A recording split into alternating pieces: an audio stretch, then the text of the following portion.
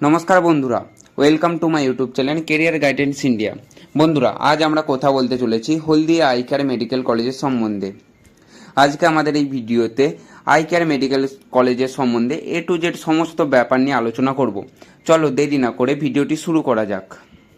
প্রথমে আমরা জেনে নিই এই কলেজটি কত সালে এবং কোথায় প্রতিষ্ঠিত হয়েছিল। এই কলেজটি 2011 সালে ওয়েস্ট বেঙ্গল রাজ্যের হলদিয়া জেলায় প্রতিষ্ঠিত হয়েছিল। আমরা আলোচনা করে নিই যে এই মেডিকেল কলেজটি থেকে কি কি কোর্স অফার করা হয় এবং কোন কোর্সে কয়টি সিট সংখ্যা রয়েছে। এই মেডিকেল কলেজটি থেকে এমবিবিএস এবং এমডি কোর্স অফার করা হয়। এই কলেজটিতে এমবিবিএস এর জন্য 100টি সিট রয়েছে এবং এমডির জন্য 8টি সিট রয়েছে। তোমরা যদি এই মেডিকেল কলেজটি থেকে এমবিবিএস কোর্স করতে চাও তাহলে তোমাদের স্টেট কোটায় খরচ হবে 2.5 লাখ টাকা পার সেমিস্টার এবং অ্যাডমিশন ফিস 50,000 টাকা এবং কোশ্চেন মানি 15,000 টাকা, যেটা তোমাদের রিটার্ন করা হবে। তোমাদের টোটাল খরচ হতে পারে 28 থেকে 30 লাখ টাকার মতো।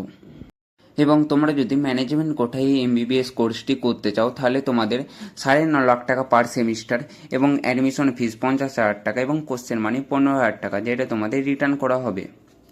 এবং তোমাদের টোটাল খরচ হতে পারে 80 থেকে 90 লাখ টাকা।